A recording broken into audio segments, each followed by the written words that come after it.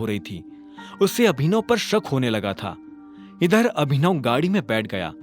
अचानक से उसकी नजर कामिनी के चेहरे पर पड़ी। उसका मुंह खुला का खुला था और वो बस अभिनव को देखती जा रही थी। इतने में ड्राइवर ने अभिनव से पूछा, सर, म्यूजिक ऑन कर सकता हूं? अभिनव ने हाँ में सिर हिलाया और बोला, लेकिन हम लोग जा कहाँ रहे हैं? अलायनास पैराडाइज, ड्राइवर ने कहा। यह नाम सुनते ही अभिनव के चेहरे पर मुस्कान आ गई। उधर कामिनी ने जब अभिनव को उस गाड़ी में जाता देखा तो उसका ब्लड प्रेशर बढ़ गया था। अब आगे क्या होने वाला था? ड्राइवर के मुंह से अलायना के घर का नाम सुनकर अभिनव हैरान हो गया था। उसे अलायना के घर पहुंचने से पहले ही यह एहसास होना शुरू हो गया था कि वो सच में किसी पैराडाइज में दाखिल होने वाला है। कुछ देर के बाद जब अभिनव की गाड़ी अलायना के घर के आसपास के हिस्से में दाखिल हुई तो अभिनव की नजर सड़क के दाएं बाएं बनी उन ऊंची इमारतों पर पड़ी। कुछ देर चलने के बाद अभिनव एक बड़ी सी बिल्डिंग को अपनी आंखों से देख रहा था। वो किसी का घर था, अनन्या सिंह का घर। उसकी आगे झोपड़ी भी नहीं था। अभिनव ने देखा कि उस घर पर अलायनास पैराडाइज लिखा हुआ था। अभिनव समझ गया था कि अलायना कितनी अमीर थी। साथ ही उसके मन में रह रहकर यह भी ख्याल आ रहा था कि अगर अलायना इतनी अमीर है तो वो खुद कितना अमीर होगा। अभिनव से अब रहा नहीं जा रहा था और वो बेसब्री से इस सवाल का जवाब जान लेना चाहता था। क्या हम अंदर चल सकते हैं मिस्टर गेडवाल? तभी ड्राइवर ने अभिनव से बहुत प्यार से पूछा। अभिनव ने जितना सोचा नहीं था, ड्राइवर उसे उससे ज्यादा इज्जत दे रहा था। अभिनव ने हाँ में सिर हिलाया और ड्राइवर उसे अपने साथ अंदर की तरफ ले जाने लगा। जैसे ही वो अंदर आया तो उसकी नजर अलायना से मिली। अलायना सोफा पर बैठी हुई थी और उसके हाथ में वाइन का ग्लास था। अलायना के चेहरे पर चमकदार मुस्कान थी और जैसी उसकी नजर अभिनव से मिली तो उसकी मुस्कान में और ज्यादा चमक आ गई थी। उसने अभिनव से पूछा, अभिनव, तुम मेरे साथ मजाक तो नहीं कर रहे? अलायना की आवाज में तंज छुपा हुआ था। इससे पहले कि अभिनव उसकी बात का कोई जवाब देता, अलायना अपनी जगह से उठी और उसने टेबल पर रखा दूसरा वाइन का ग्लास उठा लिया। वो धीरे धीरे अभिनव की तरफ बढ़ती जा रही थी। उसने अभिनव की तरफ दूसरा ग्लास बढ़ाते हुए पूछा, सारी दुनिया में तुम्हें शादी करने के लिए अनन्या सिंह ही मिली थी?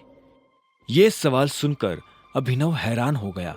उसने एक पल के लिए अलायना की आंखों में देखा और बोला, तुम्हें ऐसा क्यों लगता है? तुम टाइगर हो और अनन्या सिंह का स्टेटस तुम्हारे स्टेटस से दूर दूर तक मैच नहीं करता है। कोई टाइगर किसी बकरी से शादी कैसे कर सकता है? मुझे नहीं लगता कि तुम्हें इस बात से कोई फर्क पड़ना चाहिए नंदिता कि मैंने किससे शादी की है। तुम इस मामले में अपनी राय मुझे ना दो तो ही अच्छा है। इतना कहते ही अभिनव ने अलायना की आंखों में देखा और वाइन का ग्लास अपने होठों से लगा लिया। अलायना तब तक अपनी जगह पर बैठ चुकी थी। उसने भी अभिनव की आंखों में देखा और बोली, सच में तुम मुझसे यह सब छुपाने की कोशिश कर रहे हो? तुम्हें क्या लगता है कि मुझे पता नहीं चलेगा? क्या यही कि तुम दुनिया के सामने सिंह परिवार का नाकारा दामाद बनकर घूमना चाहते हो? अब अगर टाइगर किसी कछुए की खाल में दिखेगा तो जंगल में कौन उस पर शक करेगा? अभिनव भी उसे देख मुस्कुराया और बोला, इंप्रेसिव। इसके बाद वो खुद अलायना की तरफ बढ़ने लगा। वो अलायना के पास जाकर बैठा और उसकी आंखों में देखते हुए बोला, मैंने सोचा नहीं था कि तुम इस वाइन से भी ज्यादा स्ट्रांग होगी। अलायना ने मुस्कुराते हुए हाँ में सिर हिलाया और बोली, जब मैं छोटी थी तब मेरी माँ ने मुझे इस माफिया ग्रुप के बारे में बताया था। उन्होंने मुझे बताया था कि तुम्हारे पिता को किसी ने मार दिया है और तुम भी गायब हो गए हो। उन्हें मेरे लिए काफी डर लग रहा था। उन्हें लग रहा था कि कहीं कोई मेरे साथ भी ऐसा कुछ। अलायना इससे आगे कुछ कह नहीं पाई। उसकी बात सुनकर अभिनव को ऐसा लगा जैसे किसी ने उसके दिल में छुरा घोंप दिया हो। वो अलायना की आंखों में देख रहा था।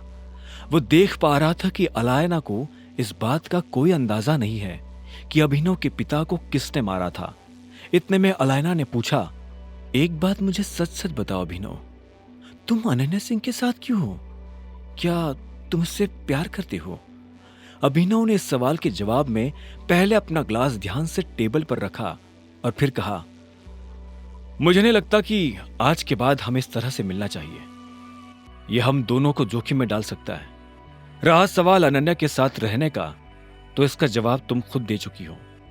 मुझे अनन्या से प्यार है या नहीं, इस बात का मैं यही जवाब देना चाहूंगा कि मेरी जिंदगी से प्यार शब्द कब का गायब हो चुका है। अब मेरा ध्यान सिर्फ अपने मकसद पर है। मेरे पिता को जिसने मारा है, मैं उससे बदला लेना चाहता हूं। अपने पिता के खड़े किए इस एम्पायर को मैं और बड़ा और मजबूत बनाना चाहता हूं। आगे की कहानी जानने के लिए देखें अगला एपिसोड सिर्फ पॉकेट एफएम के यूट्यूब चैनल पर, और द रिटर्न ऑफ टाइगर के सारे एपिसोड्स को सुनने के लिए डिस्क्रिप्शन में दी लिंक से डाउनलोड करें पॉकेट एफएम ऐप।